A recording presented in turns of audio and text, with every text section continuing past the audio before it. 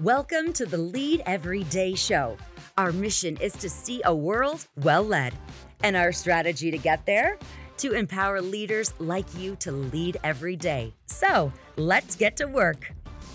I've been watching teams for a long time, and here's what I can tell you. The team with the best players has a really good shot of winning. Welcome to the Lead Every Day show. I'm Randy Gravitt. And I'm Mark Miller. And we are talking all things teams and really talent as we break this conversation down today. We think talent matters. It's a huge factor. Yeah. You got the best players, you got a really good chance to win. Now, they don't always win, but they don't have a lot of excuses if they will put the best people in place. Right. So. And I know a lot of our audience is listening to this, but I'll describe something for them. We historically draw this as a triangle. Yeah. These three core elements or ingredients. We talked about them yesterday. We talked about them yesterday. Talent, skills, community, focused on results. We put that in the center. But we put talent at the bottom. It's the foundation. It's foundational. Mark, right? You could argue it's not most important, but it's first among equals. Yeah, it really is. And we've seen this. I mean, I said at the beginning there, we've seen this historically with teams, but it's easy to watch this in the sports world. We hear about these organizations. In fact, you sent me an article just a couple of weeks ago about the college football, the likelihood of winning the championship. And I think there were, 134 teams. Charlie told us there are 134 teams from our team in college football. But there were only, was it 16 teams that have a chance based on the number of five-star recruits they have? I mean, there's literally over the last 20, 25 years, there have been these teams that you have to have this. You got to have some talent. You have to have this number of 4 and 5 stars, and with those criteria in place, there are only 16 teams that even have a chance. Yeah, and so you got to have good players. Yeah, and you see it in Major League Baseball. Although the Yankees recently would try and buck that by investing and underachieving, but you see it in the Dodgers NBA, too. By the way. Dodgers, but you look at the evidence over time. One study that I find fascinating is Premier League soccer or football, depending on where you're from. And over a 21-year season, 20 of the championships in the Premier League went to one of the top 6 teams. That's 6 over the out last of 20. 21 years. Yeah. How about that? And they overinvest in talent. Yeah. And so it positions them to win. Talent matters. Yeah, it's huge. And not just in sports. I mean, let's be clear and quick to make that connection. The same principle applies in your team. Yeah. Now I will say this, and I want to kind of take a little detour or I'll backpedal a little bit and say you can't buy what we're talking about. You have to invest in it. You have to have talent. But having talent alone, so you got to come back and listen to all these episodes the next few weeks because I'm telling you, there's a lot here to unpack.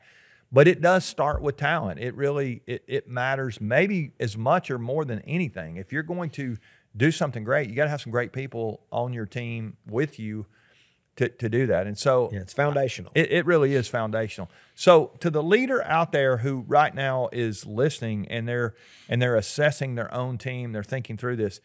What would you say to the leader who's looking around the table going, I'm not sure we can get to where we're trying to go with the team that we have? Well, okay, I got a couple things I'll say there. One, I'd say congratulations. Yeah.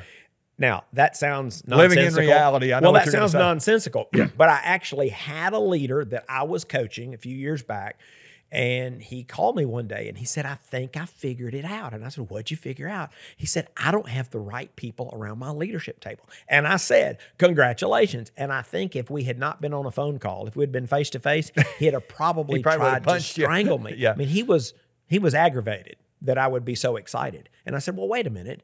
Think about this. We've been working together for some time, and you have had this nagging question, what's holding your organization back? And now you have clarity.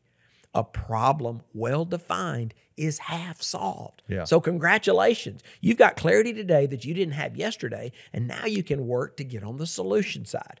Now, and in his case, and I don't know that this would apply universally, but we said rank the talent you've got and start working to replace the weakest one. Yeah. And then when you do that, work to replace the next one. And it may take you months to do this. It might take years, but you're getting stronger along the way. I think the thing I admire the most about these programs, to take the college football again, that are consistently winning, is they are always trying to level up their talent. And it's now, I think we live in a world, we just saw Coach Saban retire, and who knows why, but I mean, I'm guessing some of the way things have changed, the whole NIL thing and everything. It's like I'm just watching all this, and it feels like it's harder to build a team maybe than it has been before. I think it is. By some of the cultural stuff we even talked about a couple of days ago. But I think there's some of that going on, But I love this idea that these teams are just consistently year after year after year recruiting great talent and then trying to level it up and coaching as them, they get and coaching them developing as they them. get in there. Yeah. It is harder. So it feels like it's hard. So It what is we're harder. describing is not easy. It's harder, and it's harder in college football. And I have heard Coach Saban talk about that and other coaches, and it's harder. But it's harder in the marketplace. It is. Because people are changing jobs.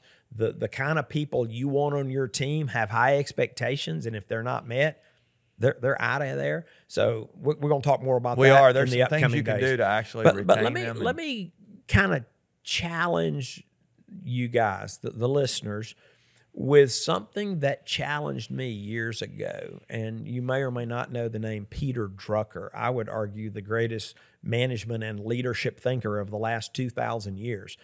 And at a public event he held, this was many years ago, at the end of his prepared remarks, he said, "We've got time for questions." And it was kind of awkward. Now, I was not in the room, but one of my mentors was in the room. So I got this story from somebody who was present. And they said, he asked if anyone had any questions. And he said it was a little bit awkward because I guess if you've got a chance to ask the world's leading authority on anything a question, you probably want a thoughtful question. You want a good question, yeah. But he just sat there patiently waiting. And finally, one brave young man stood up, went to the microphone, and he said, "Dr. Drucker," he said, "what's the most important decision a leader makes?" And then my friend says the awkwardness that had been present was superseded by this new level of awkwardness. It went to a whole nother level. Like, what's he going to say? Because Drucker just sat there. And they said he actually kind of bowed his head a little bit and like he was contemplating and thinking. And some people thought he might have passed. I mean, because he was just sitting there. And said it was kind of weird. It's like, but if you're the thought leader on the planet, you probably want to give a thoughtful response. You want to give a good answer. And it was as if he had never been asked that question before. It's kind of the sense that my friend had. And so finally he begins to sit up, to straighten up, and the room, it was like, he's going to speak, he's going to speak. And here's what Drucker said: "Who does what?" Now, I've given that a lot of thought. If somebody asked me, what's the most important decision a leader makes, I don't think I could improve on Drucker's response. The most important decision we make as leaders is who does what. And that is a question of talent. Yeah, that's so good. I love that. Let's land it there today. And I want to ask you that question: who's doing what around your table? Can you get where you're trying to go with the level of talent that you have? Even if you have the best team you've ever had, they're going to at some point get promoted or graduate or move on, and you're going to continually need to level up your talent. Talent matters so much. It's foundational to what you're trying to accomplish. Never forget, your job as a leader is to define who does what. I love that challenge there. I hope you'll come back and join us tomorrow. We're gonna dive more specifically into talent, and there are a couple of kinds of talent. We're going to define that for you tomorrow and help you start thinking about that. Hope you'll come back and join us. Remember, the best leaders lead every day.